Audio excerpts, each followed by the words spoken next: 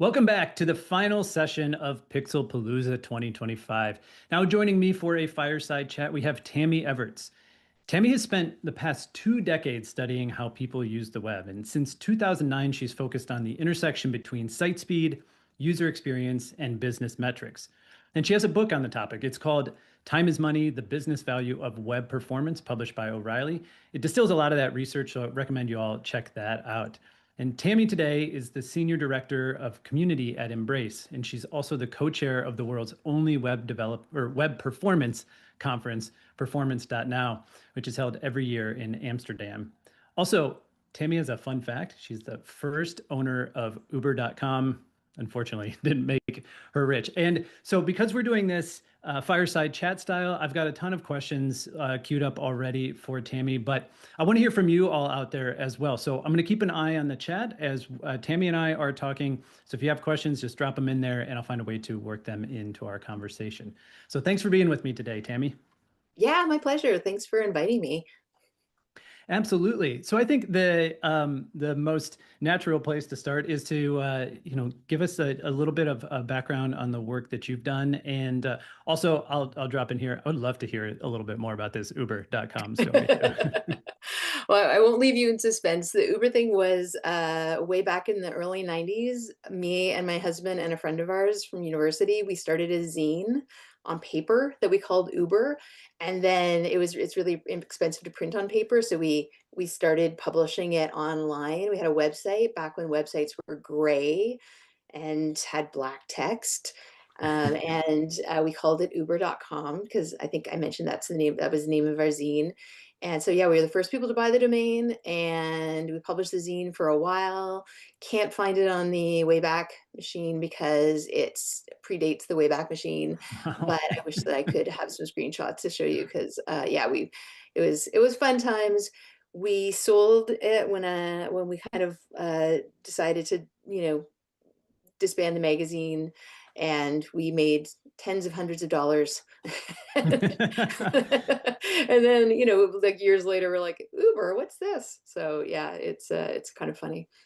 That's amazing. That's amazing. And so you've had a recent change because I mean, when we were first talking about this chat today, you'd worked at SpeedCurve, and now you technically work at Embrace. So can you tell us a little bit about your recent history? Yeah, this is my first time doing a talk as officially as an Embracian, as I'm told we call ourselves. So Embrace acquired SpeedCurve. It was just announced, a week ago. It's been in the works for a little while, so it's exciting to finally be able to announce it. And so Embrace's platform is an observability platform. So they focus on I should say we focus on user-centered observability. SpeedCurve does web monitoring, which is very much like kind of front end and web. So it's kind of a really great joining of forces because the goal is that people who use our tools will be able to monitor and understand the performance of their site and their native app on all different platforms. So it's pretty exciting. So. Yes, that's great. So do you see yourself doing something similar at Embrace as you've been doing at SpeedCurve, or do you feel like it will change a bit?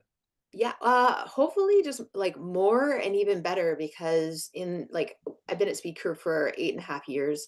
And like I said before, our focus is on front end web performance monitoring and kind of providing optimization suggestions and things like that for web-based properties. So being able to, and we I would always get the question from our customers. We have like lots of customers because been around for a while. And I would always get this question, oh, but do you do native apps? And always have to say like, no, sorry, we don't.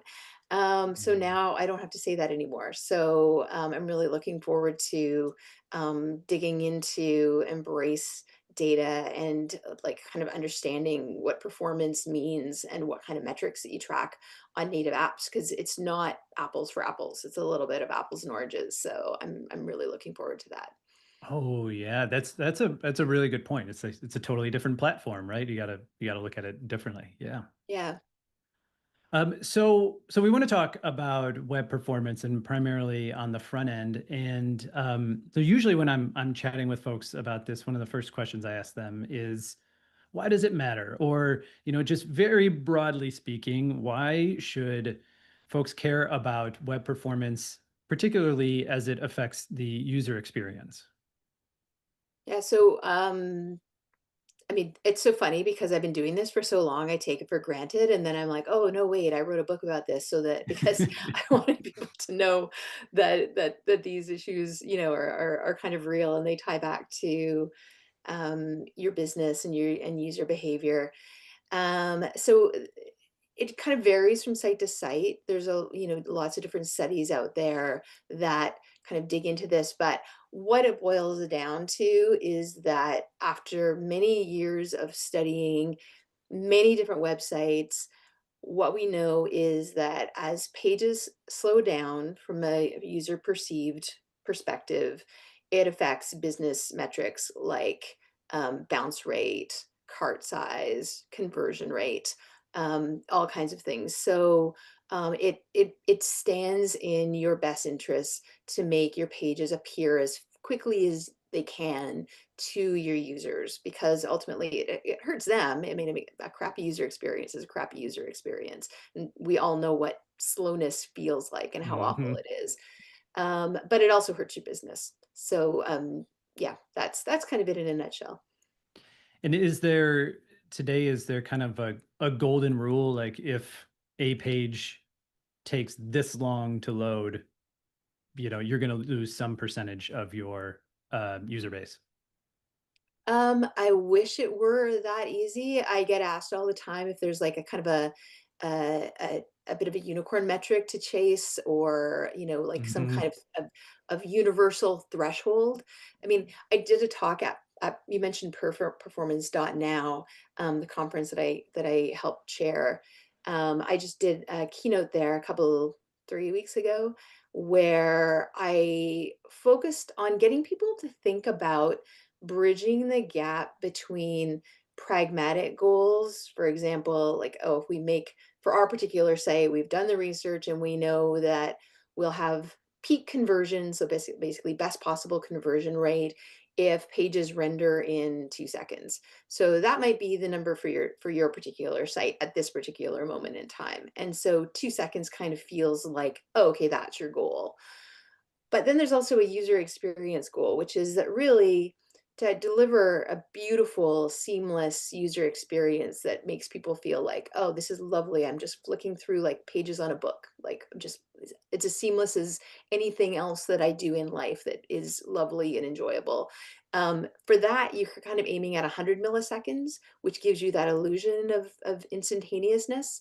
So I kind of made up this term like like bridging the gap between pragmatic, which is that 2 second business goal, and 100 milliseconds, which is kind of like your magical seamless goal. And I came up with the term pragmagical, so hashtag. I love um, that. so that's kind of a long answer to your question. It's, you have to look at your own data to figure out, well, what's your threshold, what shouldn't you be worse than. But ideally, from my perspective, I think you should be better than just good enough. You should kind of aim for as close as possible to that 100 millisecond point. And what type of metric, like for companies that are trying to study that and like get their kind of sweet spot or set their own organizational goal, what are they really looking for? What are those key signals? So in performance, there are dozens and dozens and even hundreds of metrics that you can track that are relative to different things that are happening on the page. Google did a really helpful thing a few years ago where they coined three metrics that kind of correlate with different elements of the user experience. They call them core web vitals. So the first one is largest contentful paint, which is when the main kind of the hero image renders in the browser. So that's really helpful because it gives you the message that the page is responding and you're getting meaningful content back. The second metric is cumulative layout shift, which kind of tells you how janky the page is, like how much our images and text and things like that kind of moving around the page, because that's very, very irritating and it can be really problematic, especially on mobile. And so cumulative layout shift is the second metric. And then the third one is called interaction to next paint, which tells you how responsive the page is to any user interaction. So whether you're clicking or tapping or doing a keystroke, whatever it might be. So those are three kind of good metrics to start with. Google cares about them for SEO reasons. So it's really, if you're not familiar with these metrics and you care about user experience and SEO, which hopefully you do, learning more about Core Web Vitals is really, really important. And then there's kind of like a couple of other metrics that people, in addition to Core Web Vitals, that I would always recommend people familiarize themselves with. And one is just backend time or time to first byte, which lets you know, is it a server issue? So it's not on the front end, but you should know Mm-hmm. about backend problems as well, because if your backend times are slow, they're going to push out all of your front end metrics. And then start render, which is kind of like, is anything happening in the browser? So start render can be a really helpful metric because it's supported across all browsers. It's supported by synthetic testing tools. It's supported in real user monitoring tools. So it's fairly universal. It's like the O positive of performance metrics. And do you feel like if, or I should say, have you found that if, you look at all of those metrics and you land, maybe I can ask this in two ways. If you land in the green, are you typically in a good spot versus if you land in the yellow, are you typically not in a good spot? Or is there more nuance that you should consider with those results that you get back? Yeah, so if you're thinking about Core Web Vitals, for example, because Google does have recommended thresholds for each Web Vital. So thinking about largest contentful paint, for example, so when the hero image renders.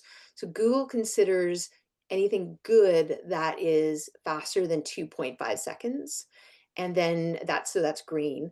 And then yellow or orange is 2.5 to, I should know this, 4 seconds. That's kind of the needs improvement area. And then anything worse than 4 seconds is in the red, it's poor. And that's where, according to Google, you're kind of in the problem zone. So those are helpful as a place to get started, but they're really just a starting point because um, they're Google thresholds based on aggregating a lot of data, like that they're Hmm. capturing via Chrome, but it's not specific to your site. So, for example, like at SpeedCurve, when there's a new metric, we like to do some investigation using our own customers' data and see, well, how does this metric actually correlate to user behavior, or how does it actually correlate to like conversion rate or business metrics? And we found in looking at data for a lot of different sites and how they performed on Core Web Vitals, that actually for a surprising number of sites, that I'm trying to think about how to express this. Um, if under 2.5 seconds is considered good according to Google, you would think that, oh, okay, well, so long as my pages have an LCP time of 2.5 seconds, I'm fine. But when we actually look at real user data, we found that for quite a large number of sites, they needed to be actually faster than 2.5 seconds to have that peak conversion rate. So, it could vary. It could be 1.1 second or 1.5 seconds or whatever. But having pages that are just 2.5 seconds for LCP, you could be losing conversions because really your peak conversion rate is going to happen if you make people's experience faster than that. So as I said, the Google recommendations are helpful, but I wouldn't use them as your Bible. You really need to look at your own data and figure out what your own goals should be. Yes, that's I mean it's such a good point because I don't know, I feel like there's that kind of like human reaction where we see green and we're like, cool, we're good to go, right? Like this is amazing. And the thing that can be misleading or maybe a misconception. I wonder if are there other kind of glaring misconceptions that you've come across in recent years that folks have around, I mean, like, maybe it's users or even businesses that they have around performance in general? So glaring misconceptions. Well, I mean, kind of on point with the topic of like image weight, for example. I Hmm. think there's, thinking about that, there's a lot of misconception around whether or not excessive image weight is still even a problem on the web, and how much our various tools are doing to help or hurt. So, the web is how we build pages is always in flux, and how we monitor pages is always changing because all the tools and the vendors and the browsers are kind of trying to keep up. So, just as a for instance, um, actually, I could pull up a slide here that I made. That's Great. Yeah. okay. Um, can you see that? Yes. All right. So this is data from the HTTP archive, and what it shows is that so the HTTP archive looks at like million plus pages on the web, and it crawls twice a month, and it comes up with a lot of really interesting page related data. And so according to the latest crawl of the HTTP archive, the median page serves like over a meg of just image weight to desktop users. And you could think like, oh, that's not so bad, but actually, when you look at the 75th percentile and 90th percentile, it's getting up to like close to 7 megs of just image weight that's being served. Wow. And then for mobile, it's almost as bad. So think about it, like serving more than 6 megs of data just in images to your little mobile device, which you can have, yeah, all kinds of different connectivity problems, CPU issues if you're using an older device, all kinds of issues. And a few years ago, I was invited to participate in a Google machine learning study that looked at like many millions of user sessions. And what we found when we looked at all that data was that the number of images on the page was the second greatest predictor of conversions. So the sessions that didn't convert on average had 31 images on the page. The sessions that did convert had less than half that, or sorry, just over half that. So 19 images on the page. So like quite a lot. And the total number of page elements was the first greatest predictor of conversions. So image weight really does matter. It's a powerful indicator. Oh, and then one other thing actually I wanted to mention is that excessive image weight, like 26% of searches are Google image searches, and excessive image weight hurts your SEO ranking in Google Uh-huh. image search. So that's something that people might not be aware of or realize. And what can cause problems is that people might not have visibility into how they're building their pages and what that is doing in terms of resizing or optimizing images. So a lot of people think that resizing is the same as optimizing, and it is not. It's you so when whatever tool you're using, your CMS or what have you, might be resizing your images. You're throwing like a 3 meg image into the CMS, and it might be resizing it to fit the page, but it's not necessarily optimizing it to make it small. So there's a distinction there that some people might not realize, especially as you have more and more teams, more and more people touching the page who might not understand the performance implications of what they're doing. They're just grabbing an image from a database in your company and just slamming it into your CMS. So those are very real problems. Um, sorry, I'll stop for a second. Did that kind of answer your question? Absolutely. And those numbers are kind of astounding because you're really talking about like some of those sites are like 30 images times 7 megs per image. It's like that's a massive, massive page. And I could see, I could see how, yeah, that's not going to convert. It made me curious as you have chatted with your clients over the years. Um, I'll kind of ask this in two parts. In like part, does your recommendation usually come from, or does it, is it that you put the optimization onus on the content editors before they're putting it in the CMS? Um, or do you usually recommend that they talk to their developers and based on that, like, or if you've done both, have you, the second part is, um, have you seen more or less success based on like where that optimization is happening, programmatically versus maybe more process based? Yeah, there's not really a single answer to that because teams can be so different. Like, you know, ideally, if a company has like a really healthy usability and performance culture, which is not maybe as common as I would like to see, they're educating everybody across the board, whether they're content creators, site editors, their dev team, their engineering team, about the implication of everything that they build on the page. Um, so I guess like a simple way to kind of put it is if you're using a CDN, a content delivery network, which a lot of bigger sites are, but smaller sites don't use CDNs.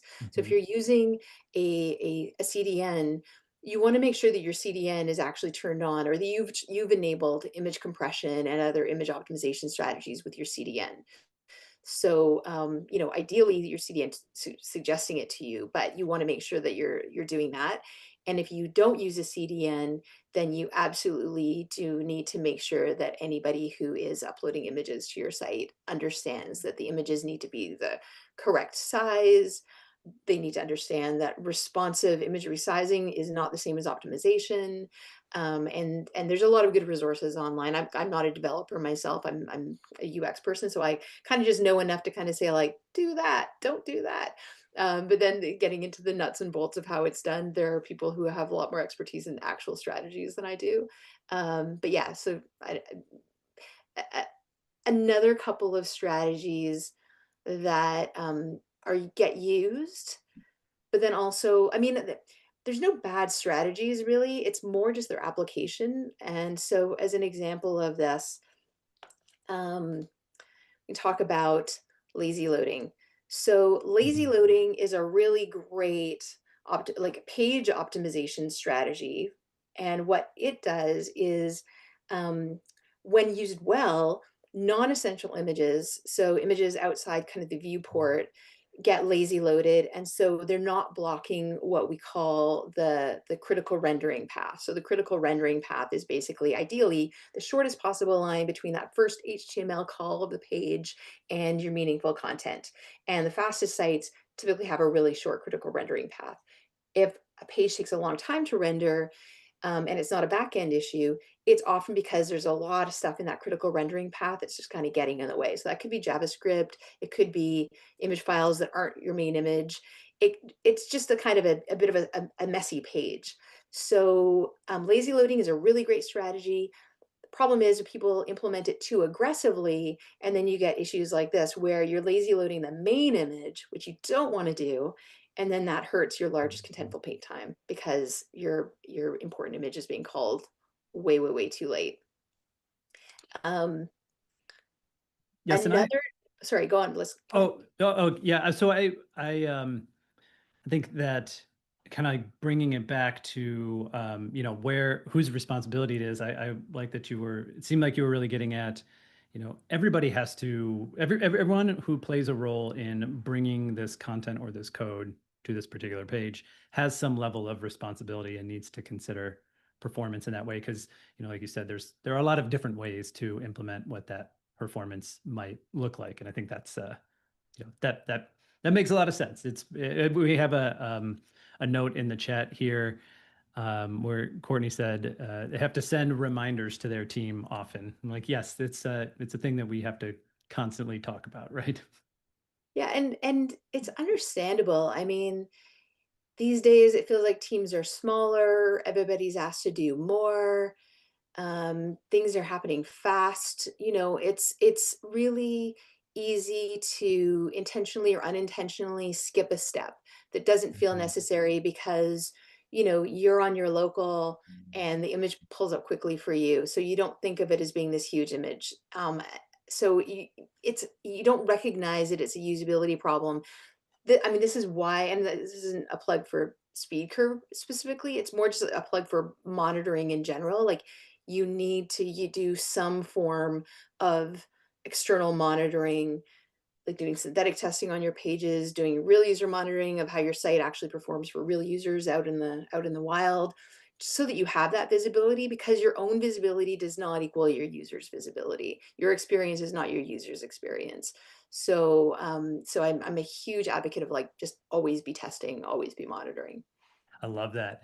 And what's interesting to me is these tools, even both the hardware and software that continue to advance, give us the ability to create things that are even bigger and bigger constantly. Um, have you also found that? So we were talking about kind of like yeah, that 2 seconds to 2.5 seconds is usually that cutoff for yeah, it's okay. 100 milliseconds is instant for those metrics. I mean, has the user's attention span gone down over time? So do we see like creators creating bigger things and people getting more impatient, or has the user experience or user expectations remained relatively stable? I think user expectations are really that's a really good question. I think user expectations are really hard to pin down Mhm. because they're so contextual. Okay. Um, so just as an example, think about how you might engage with like a travel booking site. So when you're at home and you're planning a vacation, you're using the booking site, you're researching, you're enjoying poking around, and you're kind of going down this rabbit hole, and you don't mind spending a lot of time on this site to do that research because it's fun and it's interesting. Hmm. um, and so if pages are a little bit slower, you're probably not going to feel any sense of urgency around that because you're like, oh, well, it's just pulling up more meaty information for me to look at. Um, but then say you're in the middle of your trip and something goes wrong with your booking, you need to rebook something, or you're kind of in one of those like semi-crisis things that can happen when you're on vacation. You're going back to the same site, and maybe this time you're on your phone, and maybe you're at the resort that you're staying at, and hotel Wi-Fi is usually terrible. And you're just trying to like make some change, and the site isn't responding, or it feels really janky because you're on your phone and things are moving around, and suddenly everything just feels much more irritating and annoying. So the site might be the same. The thing that's changed is you and the context that you're approaching it with. So I would say that the one thing we can't rely on as developers, engineers, usability people is this idea that there's like a set expectation that users have. And it's kind of why I feel like that goal has to be kind of make it as fast as you can. Like, don't just meet expectations, exceed expectations, because you just don't know what those really terrible experiences are going to feel like. And people, when they suffer a really bad experience, even if it's and they're stressed out, they kind of people blame the messenger, like if Hmm. the site's not really like they're angry, they're annoyed, they're maybe thinking, I'm not going to use this site again. And that's their last impression of your brand. Hmm. So, and that's maybe what they might tell people about. They might leave a review for you on, whatever review tools they're using. So, you really just need to always think like, don't think about what your user expects on their best day. Think about what your user expects on their worst day. Yes, it's such a great point because what I started thinking about was, well, the industry that you're in or the type of user that you're trying to serve would, kind of change your benchmark just across the board. But I mean, even that example was like, it's the same website, it's just the user in a different scenario has a completely different expectation. And yeah, that's fascinating. So I really like that. Yeah, make it as fast as you can. And so, something else that I know we had been chatting about previously was kind of around, but the accessibility and sustainability of images, because it's And I think this topic has really it's surfaced quite a bit recently in this age of AI because we're like creating so much so fast and we do it on this little tiny screen and we're so many layers of abstraction away from like the thing that's actually making all of this work. And so, I mean, what should folks consider, not just to make the pages faster for users, but are there other implications in terms of accessibility or sustainability that developers and web stakeholders should consider? Yeah, well, it's interesting because I kind of mentally went down this rabbit hole a while ago where I was thinking about knock-on effects for things. So, and starting with AI. And again, keeping in mind this is a very sort of hand wavy sort of scenario I'm going to walk through. But my understanding of how AI, when people use AI to build pages, is that, or even just tools like Next or React, like those platforms, is they're making a lot of things easier, which is very, very appealing, and and making things faster, which is feels increasingly necessary in the world that we all live in today. But what they're doing that can be a problem is really relying on a lot of JavaScript and kind of like sloppily executed JavaScript on the pages. So the effect there is that when we look at sites that have, going back to LCP, like that largest contentful paint, a metric, when we look at sites that have really poor LCP times, what we see more and more of is that these are on pages where the critical rendering path is really long because there's a lot of JavaScript and other elements of the page that are being kind of just flying around, blocking the main thread before that LCP image can be called. So that's a user experience problem because it's making the page feel slow, but it's also an accessibility problem because screen readers are just trying, like a screen, like I've only have kind of a passing experience with trying screen readers, so I'm very, very novice to doing this. But a screen reader is just trying to read the code, like the underlying code in the page, so that they can give a working idea to the person who's using the screen reader and give them a kind of a working model of like, what is on this page? How do I use this page? What am I meant to do on this page? And how do I do it? And if you've got a lot of just kind of junk and unoptimized content, it's, I mean, you could tell yourself, well, oh, I put alt text on my images, so I've done everything that I need to do. But if that image is, the 100th resource that's called on the page, and a screen reader has to sort through a whole bunch of other things before it can even read that alt text, that's an accessibility problem as well as a user experience problem. And just as far as that affects your business, it's maybe really helpful to keep in mind that people who use assistive tech to use the web actually shop online much more and much more often than people who don't use assistive tech. So there might be fewer people, but their use is much more consistent, and they tend to be really, really loyal to sites that do accessibility right. So if you can nail accessibility for your site and you provide any kind of service or any kind of product, you have a great potential to kind of lock in a really, really loyal user base. And I found this really interesting stat. I'm going to pull it up. Um, oh, which is from a UK study, a recent UK study, basically found that accessibility issues cost UK companies, this is just UK companies, over $17 billion in lost revenue per year. And just over Black Friday and Cyber Monday, which are coming up, that's like over 445 million, 446 million pounds. So it's a lot of money being lost that is kind of needless. So, kind of pulling things back full circle, this is to me where, yeah, we have like these performance and accessibility metrics over here.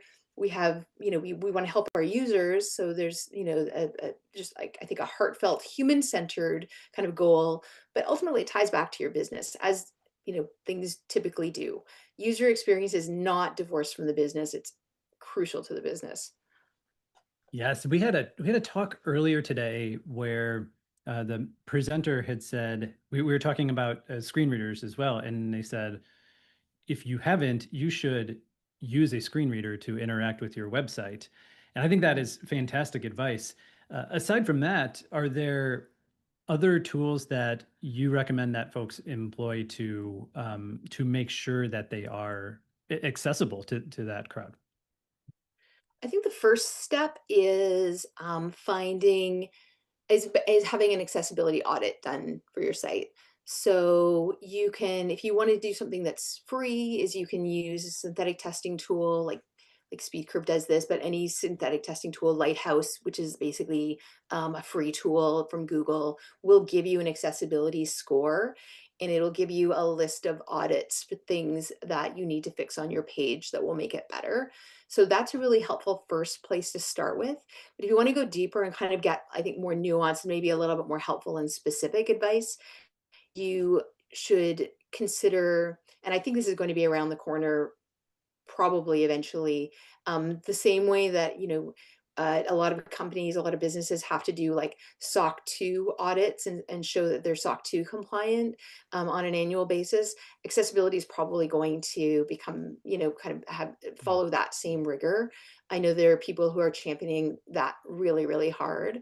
In the UK, or sorry, in the EU, not sure if this is the UK as well, but in the EU, it's definitely a bigger deal than it is in the rest of the world. But typically, the EU devs and that kind of community they kind of lead in a lot of the good ethical ways. So we should pretty much look to the EU for, and if what they're doing there will probably trickle over to the rest of us eventually. So getting ahead of it and getting a company, and there's a number of good ones like DQ is one.